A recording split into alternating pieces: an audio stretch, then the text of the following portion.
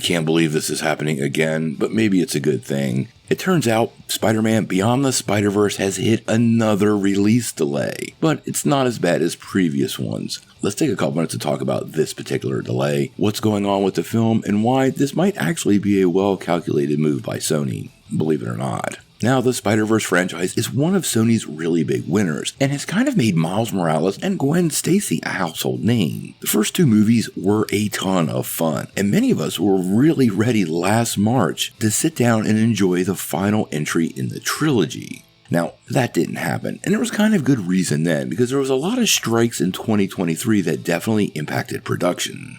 Now, over time, the kind of drama built, and finally Sony settled on a new release date. That was going to be June 4th, 2027. More than 3 years beyond the original date, which is absolutely incredible to me. And now we have another delay. Now, this delay is not very long, but Sony has moved the film from June the 4th of 2027 to June the 25th of 2027. Meaning, yes, the film is still coming 2 summers from now. Wow, that's a long time, but we will just have to wait a couple of more weeks. Now, many of you might be asking, well, why? And there are some pretty good reasons. Now, what the Hollywood Reporter is saying, and they're a trade, so they kind of know what's going on and have a lot of connections in the industry. And what they are saying is, quote, insiders say the later date will be better to bring in school-age kids for summer break, as some schools will still be in session in early June. It's also seen as a more appealing international date. Now, quite honestly, June the 4th is typically a school day in my part of the country, and my kids were almost always in school to the 2nd or 3rd week of June. So yes, those summertime weekday showings will definitely be more available a little later in the summer. So for me, it does seem like at least a well-minded decision on Sony's part, but you still have to be careful. This means this film is dropping just before the July 4th long weekend, and that means a lot of competition. Now, at this point, there's only a couple things slated for the 2027 schedule, but it does mean that Spider-Verse will no longer open a week before How to Train Your Dragon sequel or 2 weeks before an untitled DC Studios movie, both of which could definitely steal the thunder from the project. Now, as for the film itself, we still don't know a whole bunch about it. Back in March, we got a couple of stills from Christopher Miller, and it definitely looks absolutely beautiful like its previous entries, but we're obviously going to have to wait a really long time. I do not expect a trailer for this film until sometime next year, and we're likely to maybe get a teaser trailer next summer, with a full trailer dropping probably around Christmas or the Super Bowl. Honestly, I think Sony has put